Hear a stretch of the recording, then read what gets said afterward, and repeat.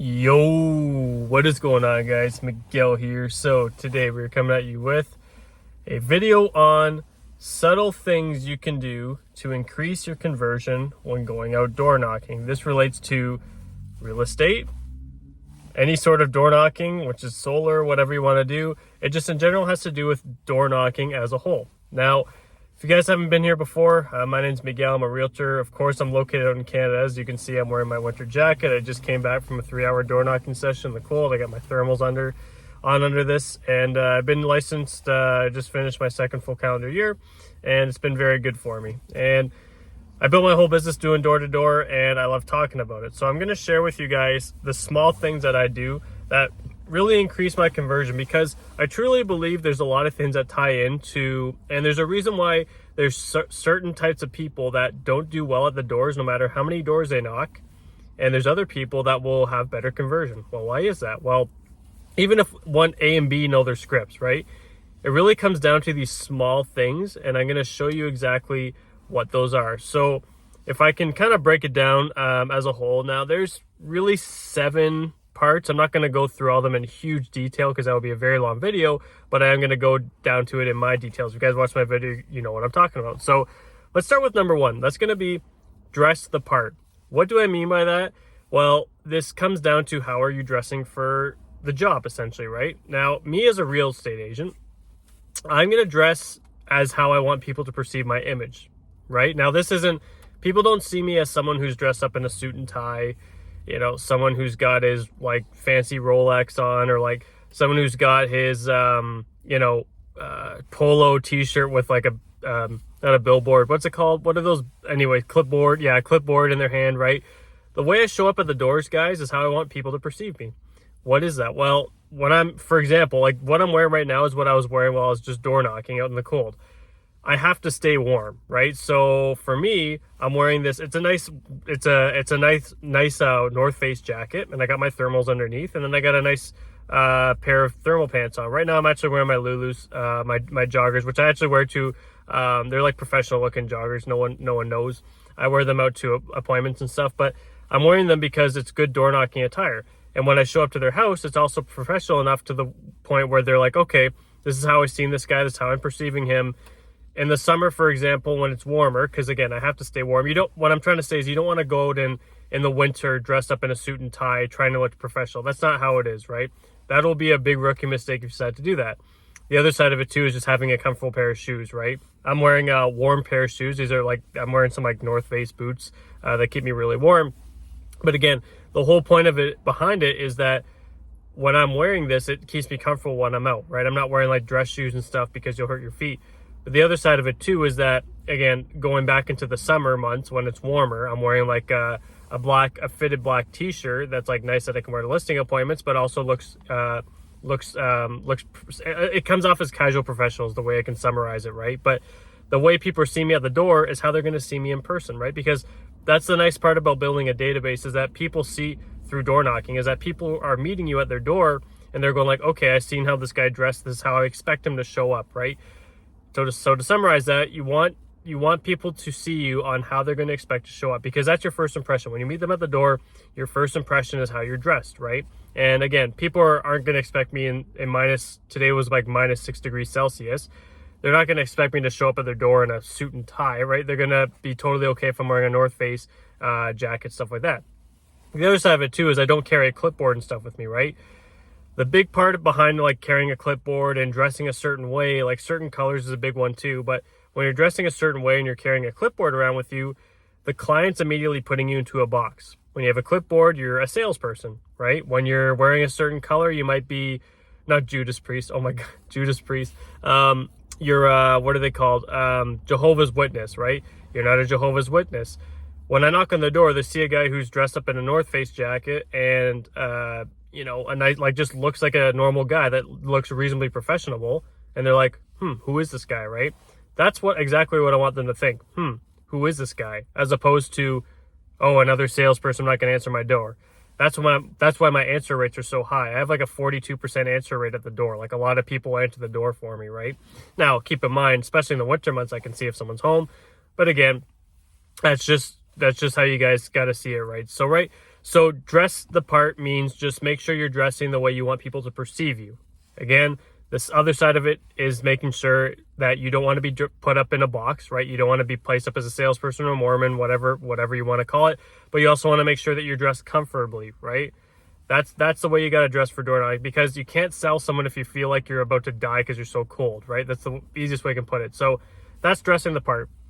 The second thing I want to say is just stand back, right? So when you knock on the door, don't go right up to it. Now, I will stand back about 6 feet. Now, I've done it so long that it just kind of feels natural. I'll have that feeling that I'm at a comfortable range, right? But also, if I go too far back, like 8 feet or so, I feel like I'm too far away from the prospect. So when I'm 6 feet away, it's that sweet spot where I'm like, okay, I'm not too close. And it's also giving them a lot of comfort zone, right? If you guys watch my live door knocking videos, which I'll be posting one next week again for you guys, my live door knocking videos give you an incredible idea of how that works, right? So obviously you're gonna have that off porch that's like 3 or 4 feet back. Try your best to like kind of position your body angle sideways, because you want to make sure you're not super confrontational through your body language, right? You want to make sure you're opened up so that people are like, okay, this guy means business. I feel comfortable talking to him on my front porch, because every single person who opens the doors, guard is going to be up when they open, right? So make sure you stand back about 6 feet. If you guys want a reference, just go watch my live door knocking videos on my YouTube channel. Those will give you guys some really good insight. The next thing I'm going to say is read the prospect, okay? Now, the next 3 points are going to be about reading the prospect, essentially. But when I'm saying read the prospect, you can tell if someone's got something going on in the back. Like, let's say they open the door and, like, there's kids screaming and, like, their hair's all over the place. They're like, what's going on, man? Get to the point, right? Because there's clearly something else. Or you just say, hey, I see you're busy. Like, acknowledge it, right? Acknowledge what's going on in the background. If something is going on, just be like, or they have dogs barking, whatever. Just be like, hey, totally understand. If they got dogs barking, just be like, hey, I got 3 dogs myself. Do you mind if you just step out quick? It just makes it easier. Or if they're busy with kids, hey, I see you're busy. I'm a real estate agent. Is there any time I can come back when you're not so busy, right? They'll appreciate that. But the other side of that too is just reading what's going on. So reading the room, A, and B, reading the prospect. So if you never know what's happening when you knock on someone's door, right? Something could be going up in their life, and they may have just had a death in the family. They may just be, like there's quite literally anything I can say there. But there might be something going on and you don't know. You're coming at their door at a random time, and you have to read their initial resistance, right? If there's a lot of resistance, make sure you feel that out and you bring their guard down by just being like, hey, my name's Miguel. I'm from around the area, right? I'm a realtor. You must be the homeowner. We never met, blah, blah, blah. Like stuff to just bring their guard down where they're kind of like dragged into the conversation, but it's also a sense of familiarity, right? Which is going to be the next point, a sense of familiarity. You want to, and if you guys watch again, a lot of this can be pulled from my live door knocking videos because I'm literally demonstrating this in those videos, but you want to give them a sense of familiarity. The prospect's going to feel comfortable with you if you come across as someone right off the bat that they've known for a while, right? There's a lot of people that come out, and the way I build rapport with them, they almost feel like they know, like it almost seems like someone I've known for a while, right? Like there's someone I met today, he's got a rental property he's got to sell within the next year. The way we were talking, like we were literally like, this wasn't like no fake laughs, like it was like we were dying on the porch because some of the jokes we were making. But that's the kind of rapport you want to build. Not just as far as that, but what I'm trying to say is you want to build a sense of familiarity where they feel like they've known you a while. Well, how is that? Well, mirroring and matching, right? Which is another point. Mirroring and matching. So like, how's their tonality, right? Like, are they come off like, hey, how's it going? How can I help you? Or are they coming off like, hey, how are you, right? So let's say, for example, someone opens the door like, hello. You're just like, hello, right? Or if they say, hey, what's going on? Not much. How are you? Mirror match them, right? Say exactly. Or if they open the door like, hello, you say, hello, my name's Miguel. I'm a realtor. I'm from the area. Match their tonality, right?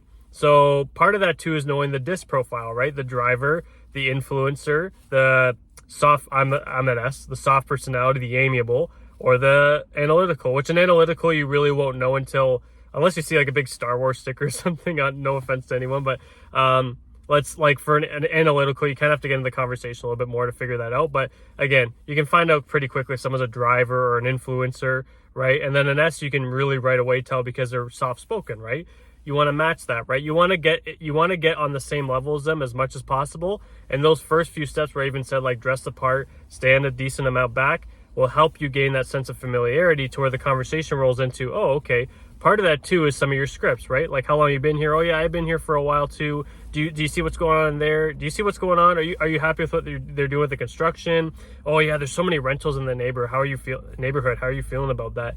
All that stuff is going to start to build credibility and rapport to where you're ultimately building familiarity with the prospect. Okay, so that's a big point. That's a big point. That and mixing and matching, mirroring and matching is going to be on top of that, right? So mirror, match, familiarity, and reading the prospects all kind of bundled into one part.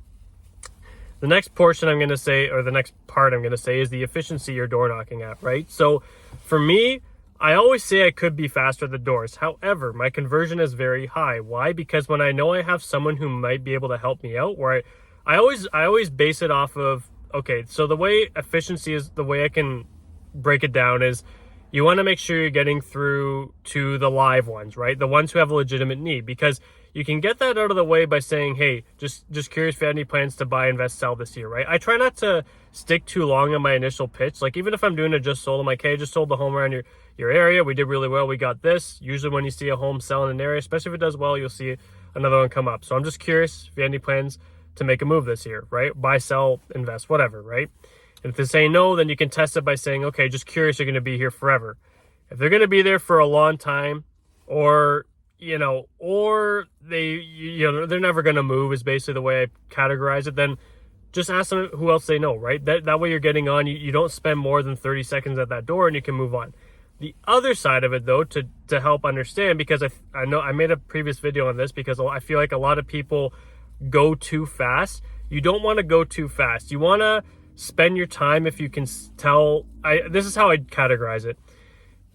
If I know there's going to be some needs in the nearest future, right, or the near future, and B, if I am having a good conversation with them, because they can refer me, right? So if I have a solid conversation with them, and I sense that there's a chance that these people could refer me and they'd be responsive to my emails and stuff, then, and you can kind of feel that out through the conversation, then yeah, I'm going to try to go through more of my script there and try to stick on the porch a little bit longer, right?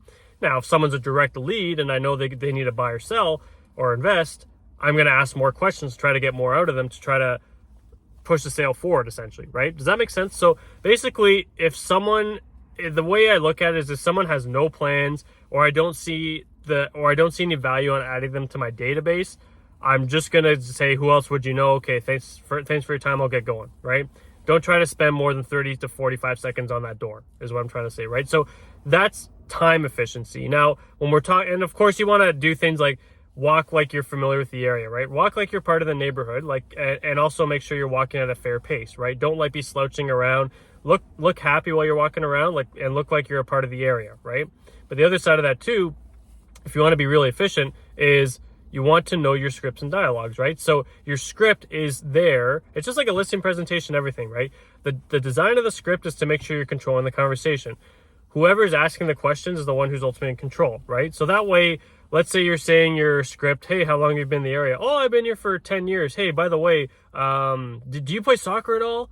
Now, where's the conversation going? Now you're talking about soccer, right? Which could be a good thing if you're trying to build rapport with someone. But what I'm saying is, the script is designed to keep you on track, where you can acknowledge what they're saying. Like, yeah, I play soccer, man, for sure. And actually, speaking of soccer, there's a lot of soccer fields going on in the area. Have you noticed a lot of change going on in the area? See how that script is controlling the conversation? Because the script for door knocking essentially is, how long have you been here? How's the area changed since you've been here? Where'd you come from before? Blah, blah, blah. The design of the script, the way that the script is designed, is to control the conversation. And by controlling the conversation, you're sticking within that time frame to make sure you're being as efficient as possible and to getting a captured lead when it's there, okay? Last but not least is going to be the biggest one. Maybe not. Okay. For some people, the biggest one. For me, I'm always good on this, but the mindset, right? So the mindset piece is the biggest thing.